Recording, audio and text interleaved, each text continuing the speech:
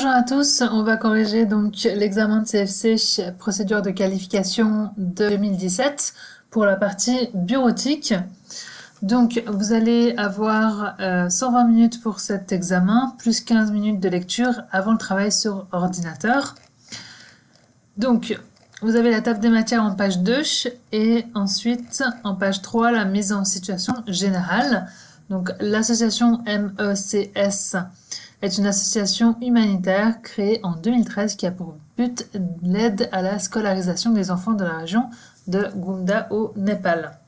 L'association paye le salaire de 2 enseignants de l'école de Gounda et offre des aides aux enfants en difficulté. À la suite du violent séisme du 25 avril 2015, l'épicentre du premier tremblement se trouvait à 15 km du village de Gounda. Les 90% du village ainsi que l'école ont été détruits. La reconstruction de l'école est donc une des priorités actuelles de l'association. Vous avez ensuite l'énumération des tâches. Vous travaillez comme employé de commerce au secrétariat de cette association. Dans l'exercice de cette fonction, vous accomplissez différents travaux administratifs. Dans le cadre des tâches suivantes vous sont confiées. En 1, modifier le diaporama de la présentation de l'association. En 2, créer un document de présentation de l'association. En 3, calculer des offres de treks et établir quelques statistiques. En 4, terminer la rédaction d'une offre pour un trek au Népal. Et enfin en 5, terminer une lettre de demande de matériel pour l'école de l'association par publipostage. Donc, le fait d'avoir 15 minutes au début sans ordinateur vous permet de bien lire les consignes. Ça vous permet également de stabilobosser, de mettre en évidence les choses importantes, mais également de choisir par quoi vous allez commencer. Vous n'êtes pas obligé de commencer par le début dans l'ordre. Commencez par, selon la technique que vous avez, peut-être les choses les plus rapides ou les choses les plus longues selon ce que vous préférez. Donc on va commencer par la tâche 1 qui est d'adapter un diaporama, donc c'est la partie PowerPoint. Vous avez un fichier PowerPoint à disposition qui est donc MEX présentation et des dossiers à disposition qui sont des objets PowerPoint, donc c'est un dossier. Pour sa promotion et sa recherche de fonds, l'association est en train d'élaborer une présentation PowerPoint. Afin d'uniformiser l'aspect graphique des diapositives, vous effectuez certaines mises en forme dans le masque. De plus, vous créez une nouvelle diapositive en 5e position et composez son contenu à l'aide du fichier Word association MEX. Donc, travail à réaliser. En première chose, on va ouvrir la présentation PowerPoint et on va effectuer les informations qu'on nous donne. La ligne graphique doit être modifiée de la manière suivante. Donc là, on va directement aller dans l'affichage et masque des diapositives pour modifier notre masque. Donc là, on remonte bien notre curseur pour aller sur la première diapositive. L'ancien logo est remplacé sur toutes les diapositives par le nouveau logo MEX en haut à gauche et il ne doit pas empiéter sur une zone de texte. Sa taille est donc réduite. Donc le logo, ici, on va le supprimer et on va remplacer par le nouveau logo. Donc on va aller dans Insertion, Images.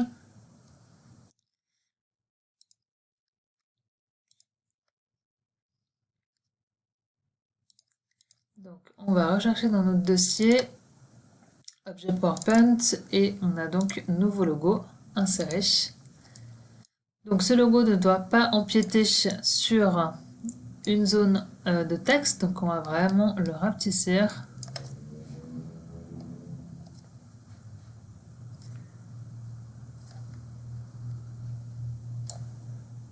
Jusqu'à qu'il n'empiète plus sur une zone de texte.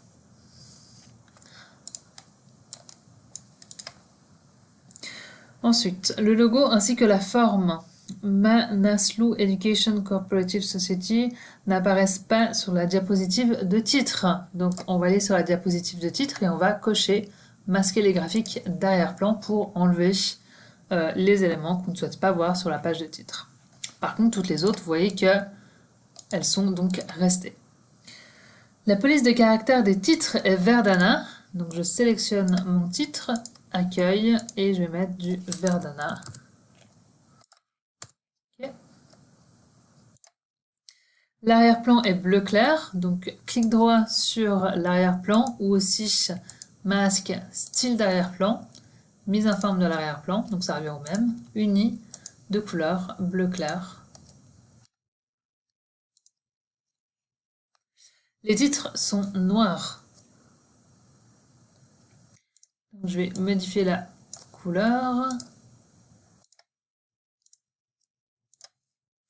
Le diaporama doit tourner en boucle sur une borne. Les diapositives changent toutes les 6 secondes avec toujours la même transition. Donc là, je vais quitter mon masque des diapositives et je vais aller dans diaporama, configurer le diaporama pour exécuter en continu jusqu'à échappe. Donc là, j'ai coché la case et OK. Ça permettra que le diaporama soit tourné en boucle jusqu'à qu'on appuie sur échappe. Et les diapositives changent toutes les 6 secondes avec toujours la même transition. Donc la transition, je vais mettre une transition n'importe laquelle.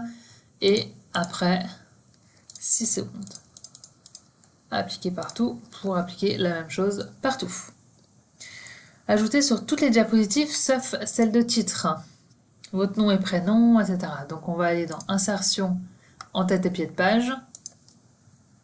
On aimerait votre nom et prénom en bas au centre. Donc dans le pied de page, ici il y aura votre nom et prénom. Vous mettez votre nom et prénom, hein. Moi c'est pour l'exemple. Hein.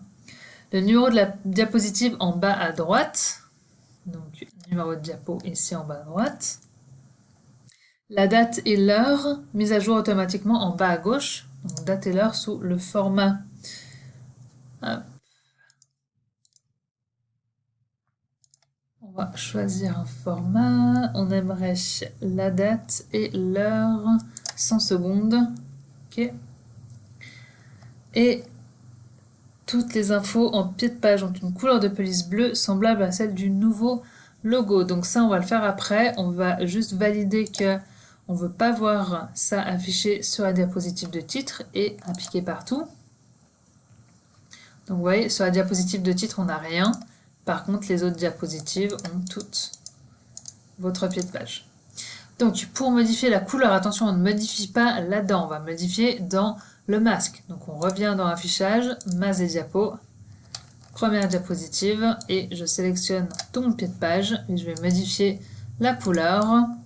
J'aimerais la même couleur que le nouveau logo, donc je vais prendre la pipette, et je vais aller choper le bleu du logo, et ça va donc s'appliquer. Je vais enfin désactiver le mode masque pour revenir dans ma présentation et vous voyez que ça s'est mis automatiquement à jour. Ensuite, on a l'adaptation de contenu. Donc sur la diapositive de titre, on aimerait insérer l'image école MEX. Elle est redimensionnée et placée de manière que tous les éléments de la diapositive soient visibles. Donc dans Insertion image, on va donc prendre école, insérer et donc, j'aimerais la mettre où tous les éléments sont visibles. Donc, on va la mettre là-haut. Hop. Je vais centrer comme ça. On aurait pu la mettre autre part aussi, mais c'est ce qu'il y a de plus logique. Déplacer la diapositive l'équipe après la diapositive Gunda. Donc, je vais permuter ces deux. Ensuite, pour la diapositive l'équipe, à l'aide d'animation, faites apparaître l'un après l'autre les éléments suivants. Donc, on va aller dans animation et on va faire apparaître. Donc, on ne nous dit pas si les animations doivent être les mêmes, comment est-ce qu'on doit les faire apparaître. Donc, on va faire ce qu'on peut. Donc, fondu. Ensuite, donc je vais mettre toutes les mêmes. Hein.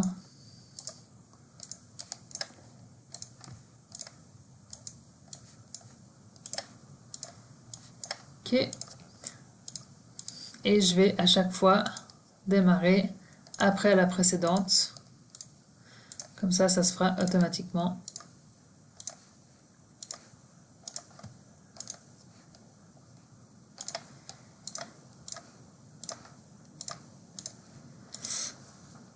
Ok.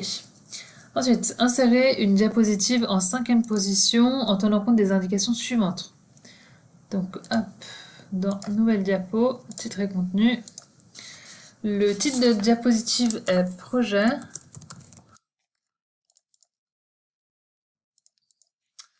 Et ensuite, la diapositive est complétée avec une liste à puces à partir des informations qui se trouvent sous la rubrique Projet, reconstruction du fichier Word, association MEX. Donc je vais aller récupérer mon dossier qui s'appelle reconstruction.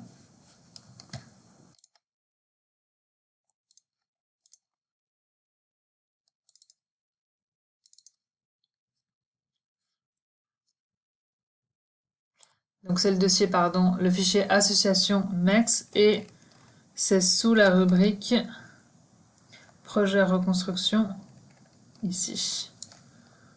Donc je vais copier mon texte. Je vais l'insérer dans ma diapositive et après je ferai des puces en fonction du texte.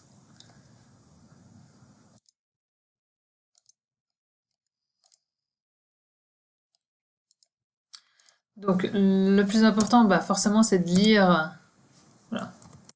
Ça va être de lire le texte. Hein.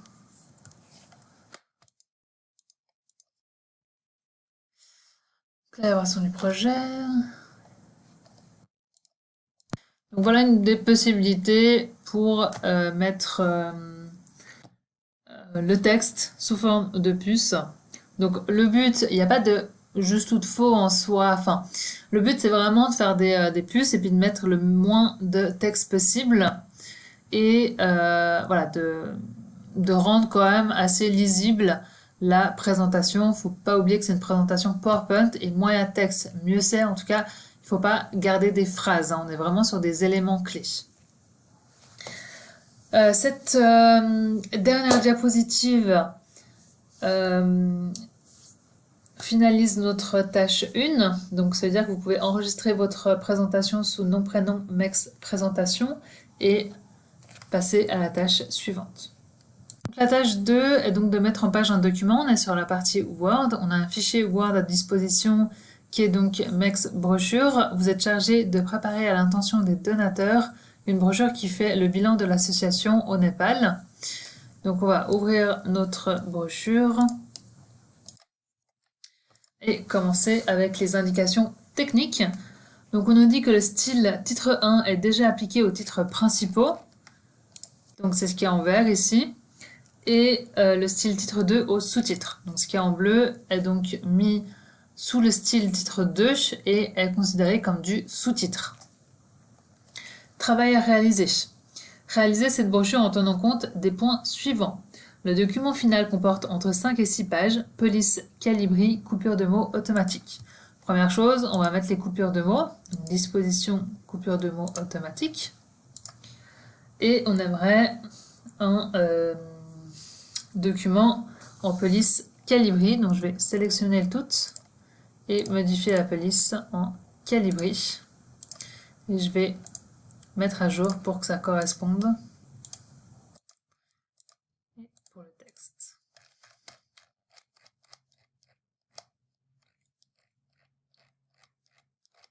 Parfait. Ensuite, un style nommé MEX Text est à créer pour le corps du texte, taille 11, alignement justifié. Donc, je vais sélectionner le premier paragraphe ici et je vais appliquer ce qu'on me demande, c'est-à-dire un corps du texte en taille 11, alignement justifié et je vais créer un style basé sur ce que j'ai sélectionné qui s'appelle MEX Text. OK. Et ce nouveau style, je vais l'appliquer sur tout ce qu'il y a en noir.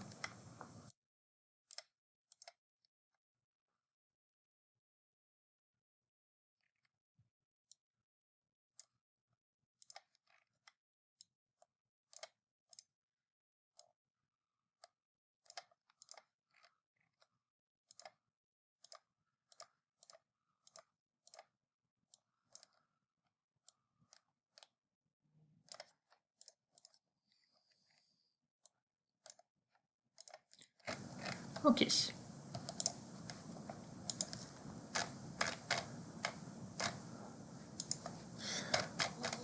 Ensuite, la première page ne comporte ni en-tête ni pied de page, donc je vais double-cliquer sur l'en-tête de la première page, cocher première page différente, Et ensuite, les pages suivantes contiennent un pied de page muni du nom du fichier à gauche et une numérotation des pages à droite, etc. Donc, deuxième page, le pied de page, on a donc le nom du fichier à gauche, donc descriptif nom du fichier, deux tabs pour aller à droite, et on va mettre la numérotation de la page, descriptif, champ, page. Hop, ok. Le pied de page est séparé du texte par une bordure. Donc je vais sélectionner et je vais insérer une bordure supérieure, comme ceci.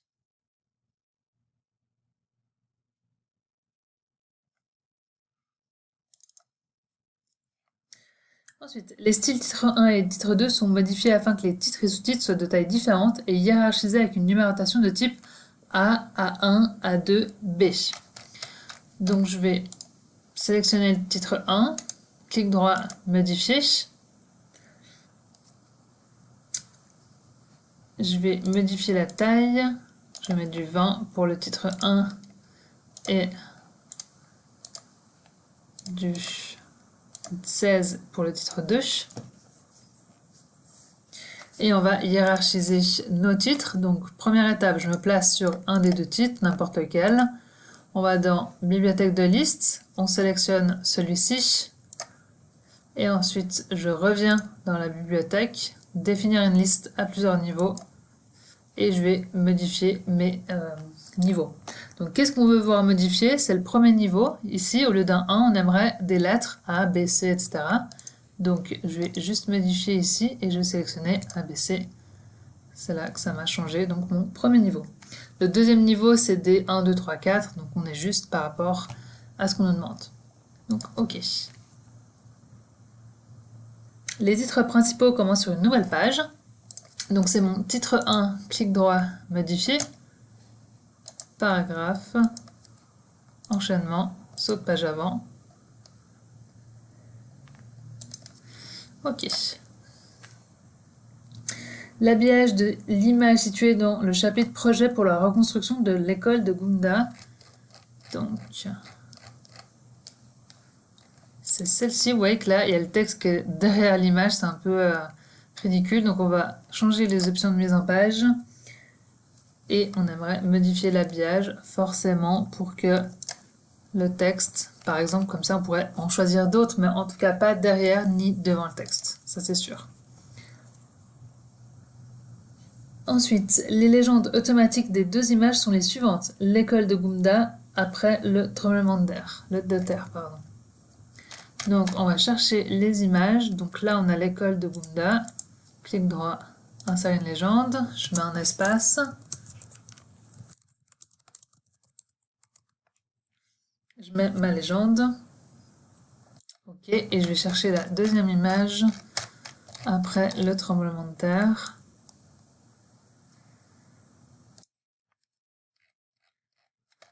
C'est celle-ci. Il n'y en a pas d'autres. Donc, clic droit, insérer une légende. Je mets un espace.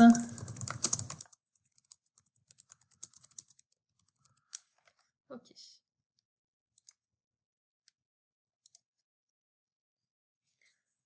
Ensuite, les légendes, ça c'est bon. La deuxième page. Donc, je vais aller tout en haut. Donc là, c'est la première. Donc là, je dois mettre une deuxième page parce que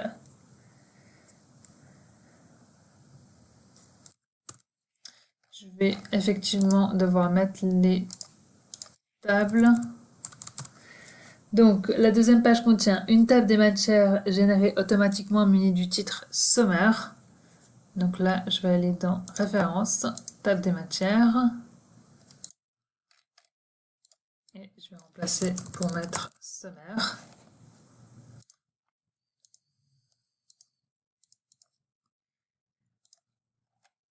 Et ensuite, une table des illustrations avec le titre. Table des illustrations. Insérer une table, ok. Les deux titres sont mis en évidence et n'apparaissent pas dans la table des matières. Là, je vais le mettre en évidence. Les deux tables n'ont pas de point de suite, donc attention. Là, il va falloir du coup la remplacer, donc on peut pas modifier. Donc si vous êtes arrivé à là, comme moi, vous n'avez pas lu le reste de la consigne, il va falloir supprimer, revenir dans Références, insérer une table des illustrations, et là, je vais mettre aucun point de suite. Ok. Pareil, ici, je vais devoir la remplacer.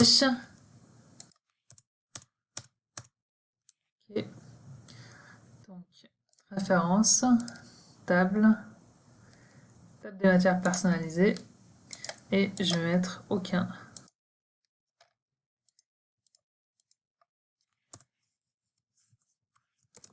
Sommaire que je mets en évidence.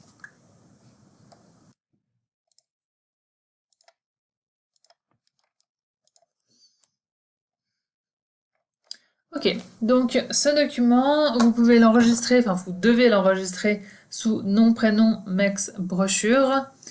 Et une fois que c'est fait, vous pouvez passer à la tâche suivante. Donc pour cette tâche 3 qui est donc de compléter une feuille de calcul, donc partie Excel, vous avez le fichier qui s'appelle Trex. Vous devez calculer les prix de différents treks et analyser les statistiques de l'année précédente. Donc on va ouvrir le fichier. Donc pour la feuille prix. La feuille prix sert à effectuer différentes statistiques et à calculer les prix des futurs treks organisés. Elle se compose de deux parties. Les informations sur les destinations et le calcul des prix des voyages. Ok, donc première chose, on va analyser un petit peu comment est composé notre tableau et notre feuille. Certaines données sont susceptibles d'être modifiées en tout temps et doivent donc apparaître sous forme de constante. C'est pour ça que vous avez les informations ici et vous devez vraiment utiliser ce qu'il y a dans la feuille ou l'ajouter. Par exemple, ici, on vous laisse toujours un petit peu de place pour ajouter les valeurs de référence. Dans la partie destination, ici, déterminer le nombre de voyages par destination, ici, et le nombre total de participants par destination.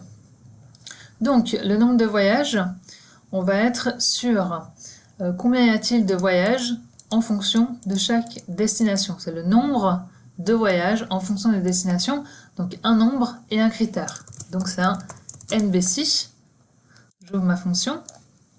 Ma plage, ça va être mes destinations. Et mon critère, enfin que je vais bloquer, pardon. Et mon critère, mes destinations ici. Ok. Je vais tirer ma formule. Je peux ici recopier les valeurs sans la mise en forme, comme ça ne bouge pas ma mise en forme. Ensuite, le nombre total de participants en fonction des destinations, c'est-à-dire que ici on a les destinations, ici on a le nombre de participants, et on a de nouveau nos destinations qui sont nos critères. Donc on veut additionner le nombre de participants en fonction d'un critère, donc on est sur un SUMSI. Donc, notre plage, c'est là où se trouve le critère. Donc je vous rappelle que le SUMSI, c'est exactement pareil que le NBC pour les deux premiers critères. Donc la plage reste notre destination. Bloqué. Le critère, notre destination en ligne 4. Et la somme de la plage, c'est le nombre de participants. C'est ce qu'on veut additionner. On va bloquer F4. Et OK. Je peux donc tirer ma formule et ne pas recopier ma mise en forme si jamais je veux pas que le tableau bouge. Ensuite, dans la partie voyage, donc c'est tout le tableau ici en bas, calculer les prix en tenant compte des indications suivantes. Sur la première ligne, ajoutez la date actuelle. Cette date doit se mettre à jour automatiquement. Donc là, on est sur la formule aujourd'hui. Je ferme ma parenthèse pour la valider et Enter. Ensuite, le trekking dure toujours 4 jours de moins que le voyage. Donc, on va être sur des jours ici. Donc, notre durée trekking, c'est donc de 4 jours.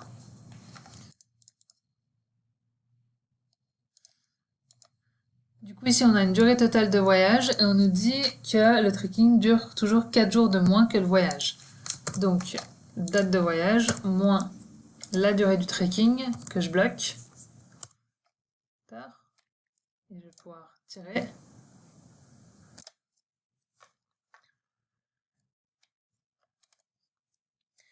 Ensuite, créer un format personnalisé qui affiche le nombre de jours suivi du texte jour et appliquez-le aux cellules contenant des durées. Donc tout ce qui est marqué de durée, donc par exemple C2 ici, je vais modifier. Hop, je vais prendre celle-ci aussi. Je vais modifier le format du nombre, personnalisé, jour. Ok.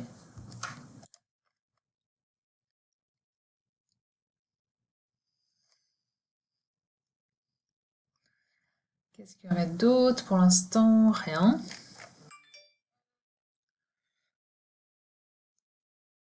Ensuite, dans la colonne catégorie,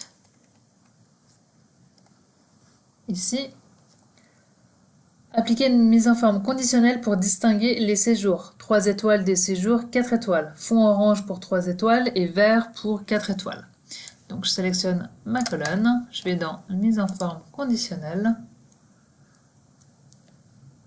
Règle de mise en forme égale à donc les 3 étoiles. On est sur un fond orange. Je regarde déjà s'il n'y a pas quelque chose de prédéfini. Hein. Là, non. Donc, texte personnalisé. Remplissage. Orange. OK. Et je peux garder sélectionné. Et je vais revenir dans la mise en forme. Égal à 4. Et le 4, on est en fond vert. Format. Remplissage. Vert. OK. Le prix du voyage, ici, dépend de la destination et doit être recherché dans le tableau destination. Donc effectivement, ici, vous avez les destinations et vous avez des prix de voyage. Donc le but, ça va être de rechercher. Donc on n'est pas sur un si. Hein. Là, on vous dit clairement qu'il faut une recherche. Donc, est-ce qu'on est en recherche V ou H? On est sur un tableau avec des données, avec des colonnes. Donc on est sur une recherche V, verticale. Donc, qu'est-ce qu'il y a de commun entre notre tableau ici et celui-ci? C'est les destinations. Donc, ma valeur cherchée, c'est ma destination en ligne 13. Dans quelle table? Ça va être dans mon tableau ici, que je vais bloquer. Numéro d'index, c'est où est-ce que se trouve le résultat. Donc, ça, c'est la colonne 1, ça, c'est la colonne 2. Et est-ce qu'on va trouver exactement la bonne destination? Oui, donc on est en valeur exact, donc 0. Okay. Et on va pouvoir tirer notre formule. Ça, on a directement en fait les CHF. Ensuite, le prix de trekking par jour, ici, et par personne, dépend de la catégorie. 32 francs 40 pour les treks 3 étoiles, 41 francs 20 pour les 4 étoiles. Donc, on est sur catégorie. Les catégories 3 sont donc à un prix de 32,40. Ça, c'est le prix. Et les catégories 4 sont donc à un prix de 41 francs 20. Donc, on est sur un si. Donc, si la catégorie est égale à 3, alors on sera sur 32,40. Sinon, on sera sur 41,20. Là, on veut vraiment le prix par jour de trekking.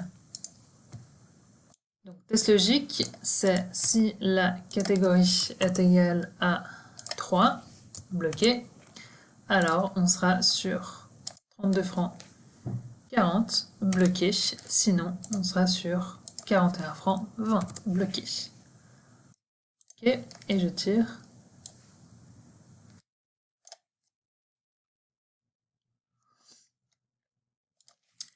Ensuite, le prix total. Oula, on fait d'abord... Il n'y a pas la consigne pour le prix total. Donc on va déjà faire les frais de matériel, puis on reviendra par la suite si jamais. Donc les frais de matériel du groupe sont de 3000 francs lorsque la durée du trekking est supérieure à 20 jours. Donc là, on sera sur les frais.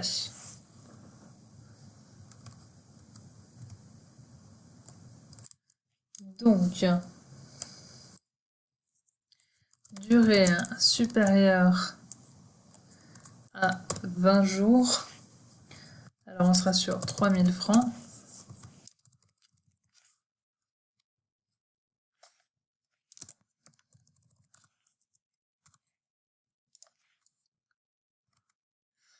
Si,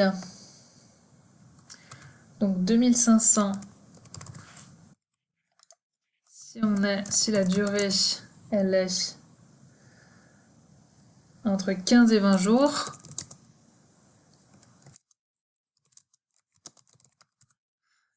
et 2000 lorsqu'elle est inférieure à 15 jours. Donc inférieure, durée inférieure à 15 jours, elle est de 2000 francs.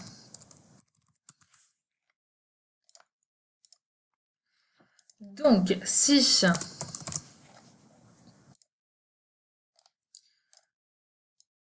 la durée du trekking ici, alors c'est bien, ouais, c'est bien la durée du trekking et pas la durée du voyage, hein. Si la durée du trekking elle est supérieure à 20, bloqué, alors on sera sur un montant de frais à 3000, bloqué. Sinon, on va rouvrir ainsi. Si la durée du trekking elle est inférieure à 15, bloqué, alors on sera sur un prix de 2000 bloqué. Et sinon, notre dernière possibilité, c'est 2500 bloqué.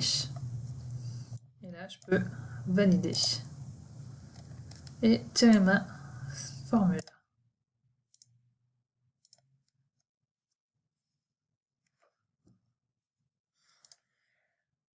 Enfin, le prix total du groupe, donc on est ici pour le groupe, hein, comprend le prix total pour les participants ainsi que les frais de matériel du groupe. Ce prix est arrondi aux 50 centimes. Donc, pour ça, on va déjà calculer le prix total. Donc, on n'a pas d'informations sur le prix total. Donc, du coup, on va essayer un petit peu de deviner. Donc, on a un prix du voyage et un prix par jour de trekking qui est aussi le prix par personne. Donc du coup, première étape, c'est le prix du voyage, plus un prix total de trekking, fois la durée du trekking,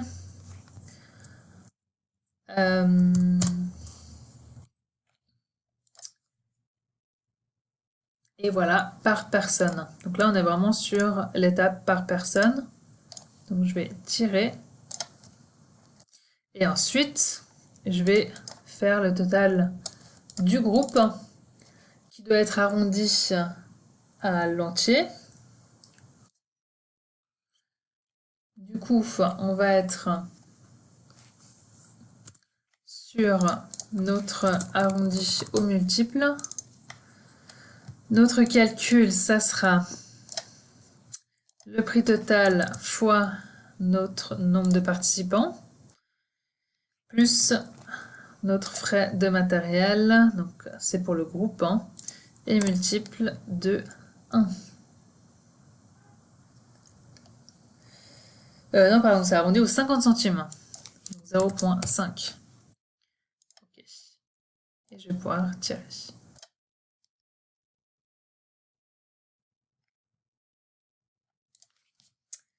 Ok.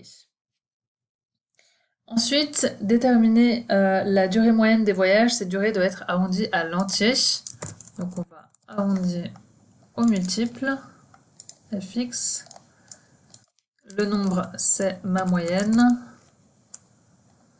Donc, moyenne sur durée des voyages. On est sur cette colonne. Fermeture et multiple à l'entier, donc de 1. 21 jours. Donc ça, c'est directement mis en jours. Ok. Voilà ce qui clôture cet onglet. On va passer au suivant. Donc, travail effectué dans la feuille statistique 2016.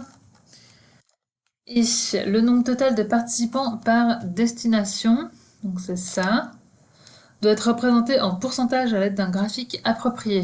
Donc je vais prendre cette colonne, j'appuie sur CTRL, je vais prendre mes destinations et je vais aller dans Insertion, graphique recommandé pour voir quels sont les plus, enfin quel est le plus approprié. C'est pas top, vu qu'en plus on veut un pourcentage, donc je vais aller dans les graphiques. Souvent quand c'est en pourcentage, parce que j'ai pris le total. Alors du coup, je vais reprendre les deux colonnes sans prendre le pourcentage, effectivement. Je vais aller dans graphique recommandé, tous les graphiques. Souvent les pourcentages, ce qu'il y a de plus, on va dire, approprié, c'est le pie chart. Donc ok. Donc on a notre pie chart. Qu'est-ce qu'il nous faut ajouter?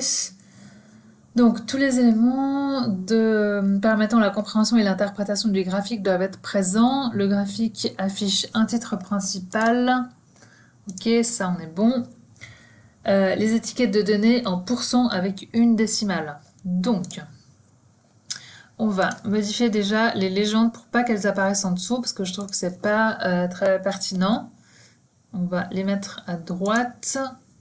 Par contre, il va falloir diminuer la taille, sinon on ne les voit pas toutes. On va augmenter un petit peu le graphique. Ok. Ensuite, on veut les données, donc les étiquettes. On va les mettre sur le bord extérieur. Et on va aller dans Autre option pour mettre les pourcentages. Donc on ne veut pas les valeurs, on décoche, on veut les pourcentages.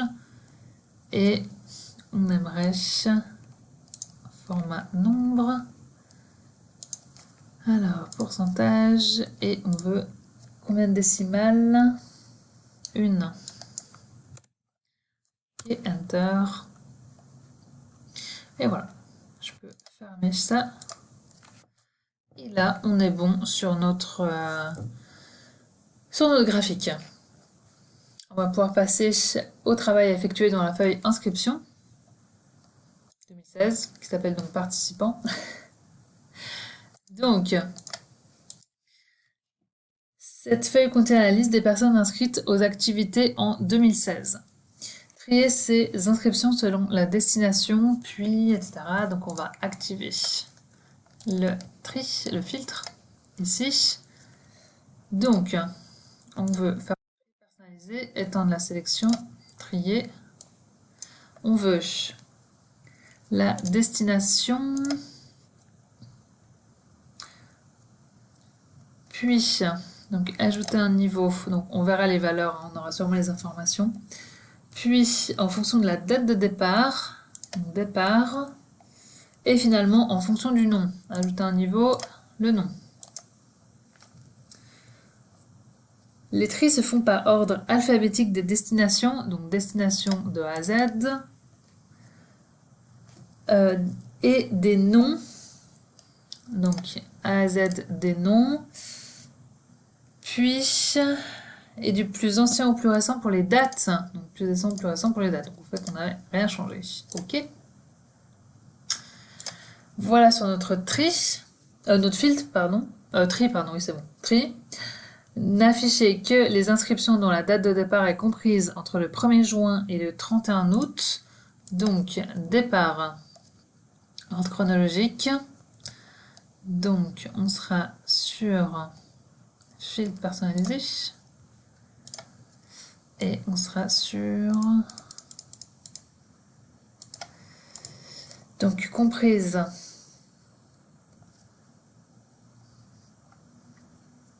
Après,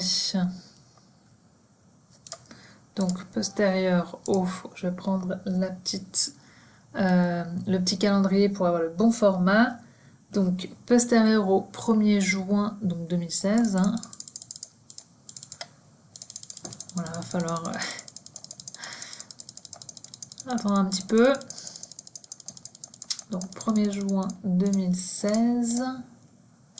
Ok. Et inférieur, donc antérieur au petit calendrier au 31 août 2016.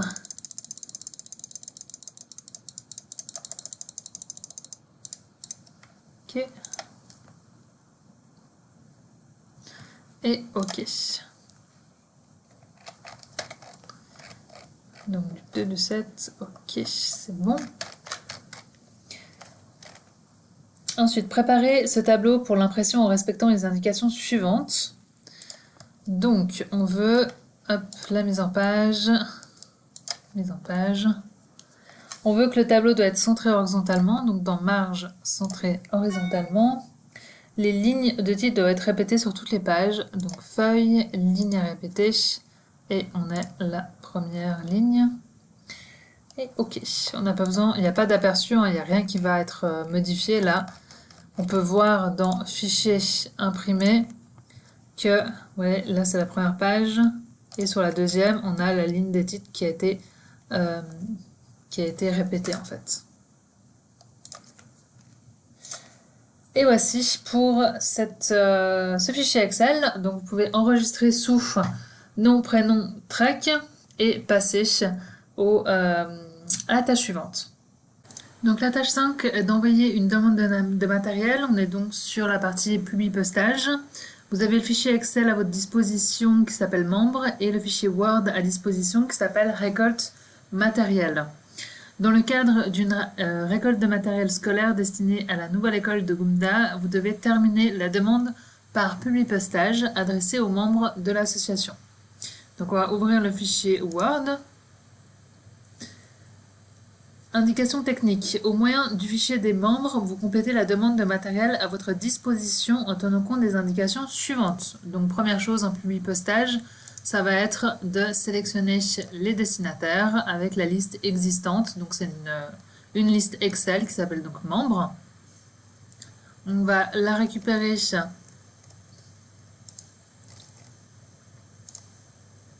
dans notre fichier.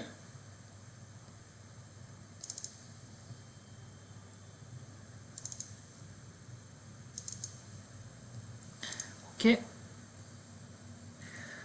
Donc, les indications qu'on a, c'est que les champs de fusion à insérer ainsi que les insertions conditionnelles à préciser apparaissent en rouge. Donc, tout ce qui est en rouge, on va devoir mettre soit des champs de fusion, soit des règles. Donc, on va aller de haut en bas. Ici, on a donc une règle. Est-ce qu'on mettra madame ou monsieur? Et pour ça, on va devoir ouvrir notre fichier Excel pour savoir comment est-ce que on sait si c'est un homme ou une femme. Donc je vais ouvrir mon fichier Excel. Donc on a ici dans la colonne C le sexe, F pour si c'est une femme et M si c'est un homme. Donc je reviens dans mon Word et je vais insérer une règle, si alors sinon, en fonction du champ du sexe est égal à F, alors je mettrai madame, sinon monsieur. Ok? Et je vais mettre les coordonnées du destinataire en tant que champ de fusion. Donc, le nom, espace, le prénom, à la ligne, l'adresse, à la ligne, le NPA, espace, le qualité. Et je vais tout mettre en noir. Et je vais vérifier que ma police, qui est de l'Arial 12, est donc partout pareil.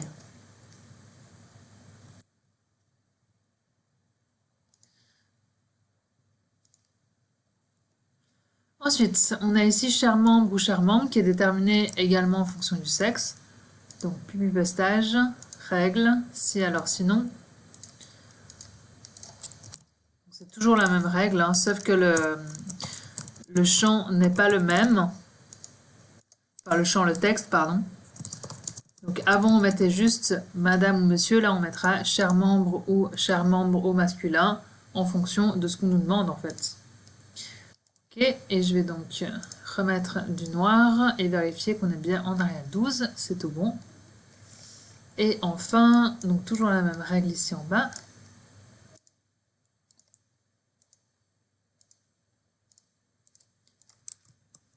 F, et là c'est cher membre, sinon cher membre. Ok, et je remets du noir. Et je vérifie que ma police n'a pas bougé. Parfait. Et c'est tout en termes de champ. Seules les personnes habitant dans les zones postales comprises entre 1200 et 1220 sont concernées par cette demande. Donc ça veut dire qu'on va devoir filtrer nos destinataires. Filtrer. Et je regarde dans ma liste Excel. Ici, donc on a donc dans le NPA, donc champ NPA est donc supérieur ou égal à 1200 et que le NPA soit inférieur ou égal à 1220. Okay.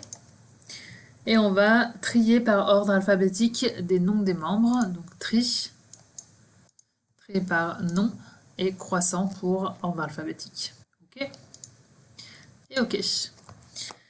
Donc travail à réaliser, terminer le document principal et réaliser la fusion de ce postage. Les fichiers à remettre, c'est donc la demande, le document principal, enregistré sous nom, prénom, récolte, matériel. Donc ça, c'est le document principal, hein, c'est la demande. C'est celle qui fait une page et qui a donc les champs de fusion et les règles. Donc cette feuille sera enregistrée sous nom, prénom, récolte, matériel et la fusion que je vais faire maintenant sera donc enregistrée sous le nom, prénom, récolte, fusion. Hop.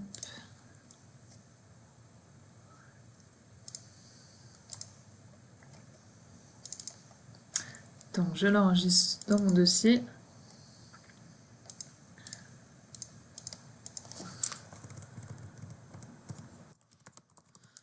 Sous la fusion, comme on nous le demande.